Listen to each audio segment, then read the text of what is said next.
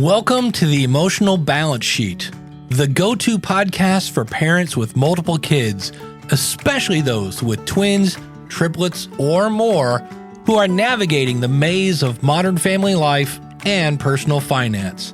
Whether you're overwhelmed by education or retirement planning, parenting dilemmas, career transitions, or trying to define your purpose and plan, we're here to guide you with empathy, encouragement, and expertise. Hosted by Paul Fenner, founder of Tama Capital, a certified financial planner and parent to 4 kids, including a set of triplets, our podcast is your ally in the quest for financial peace of mind, proving that money matters, but family comes first. Subscribe now and join our community of empowered parents at tamacapital.com. This podcast is for informational purposes only and should not be relied upon for investment decisions. Clients of TAMA may retain positions in the securities discussed in this podcast. What does comprehensive financial planning even mean? At Tama Capital, it means a family office where lifestyle planning such as retirement, college, portfolio management, tax prep, and planning all are under one umbrella. But it goes beyond numbers. We focus as much on the emotional side of financial planning as we do on the financial side. We get you.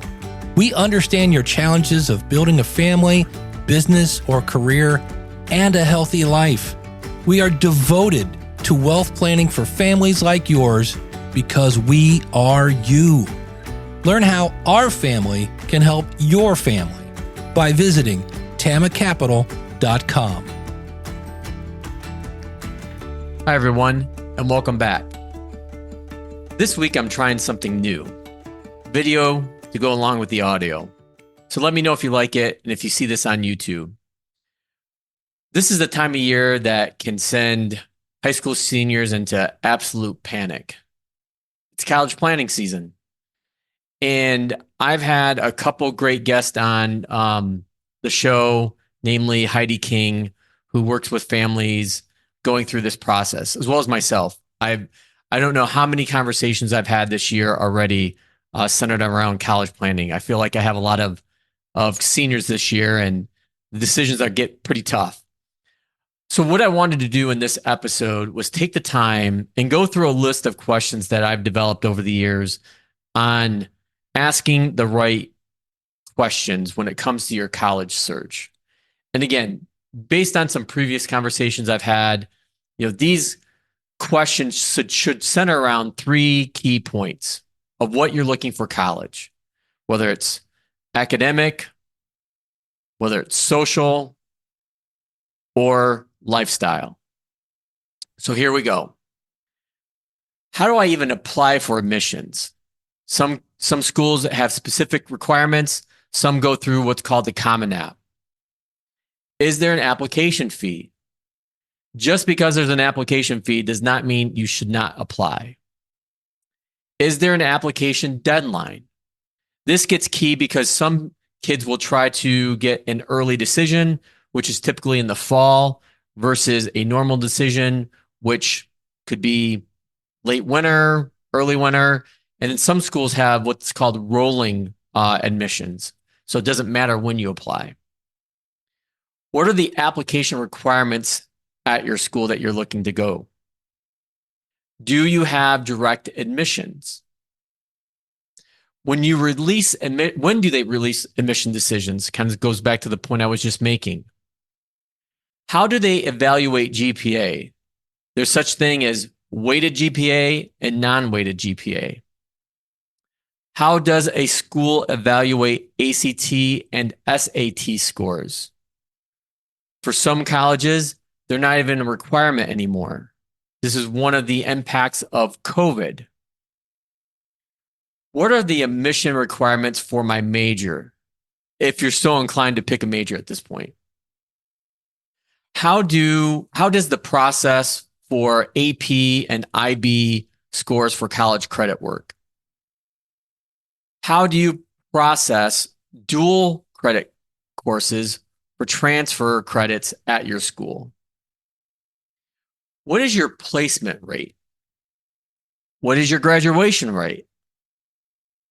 What academic support or resources do you offer? And when you're going to visit a campus, find out where the Career Center is. What is the average class size? What is the student to faculty ratio? Who teaches the course? A teaching assistant versus faculty member versus a tenured professor? What campus visit opportunities do you offer? What scholarships do you have? What are the deadlines for those scholarships? And how do I apply? Are your scholarships stackable? Which means if you get one scholarship and another scholarship, you can use them both together versus having to choose one or the other. What is the cost of attendance? And this is something I deep dive into families I work with, that think of it as a car. There's an MSRP sticker price, if you will, and then the price that you end up paying, which could be completely different. What is the financial aid award timeline at your school? What is the average financial aid award? Also, what is the percentage of need met? Are there payment plans? If so, how do those work? Who is my assigned admissions counselor or rep at your school? Do you have study abroad opportunities? How does that work? How much does it cost? When is freshman/new student orientation for those that may be transferring from one school to another? What is the on-campus housing policy? Are there requirements that force you to live on campus your freshman, sophomore year, even your junior year? Is there off-campus housing affordable and available? Are there any specific course requirements at your school? For example, world language, theology. What is the academic advising model at your school?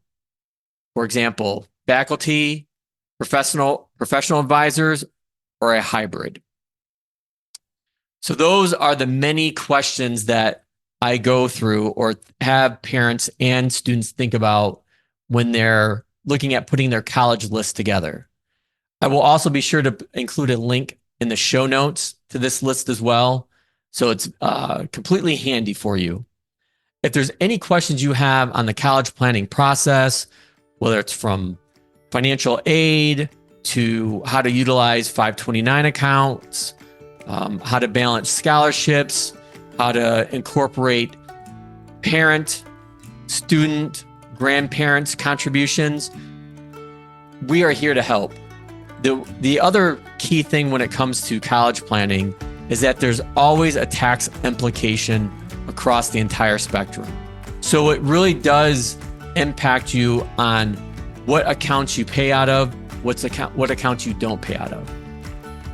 If you've enjoyed this conversation, could you do me a favor? Do you know anyone else who would enjoy these types of conversations where we talk about the intersections of our emotional and financial lives? Because if you do, it's actually going to help both of us. Could you share this conversation with someone? They will think you're great because you just gave them this terrific podcast, and it helps me grow my audience. Or you can tell them to go to tamacapital.com. Thank you so much, and we'll see you next time. Thank you for listening to this episode of the Emotional Balance Sheet Podcast.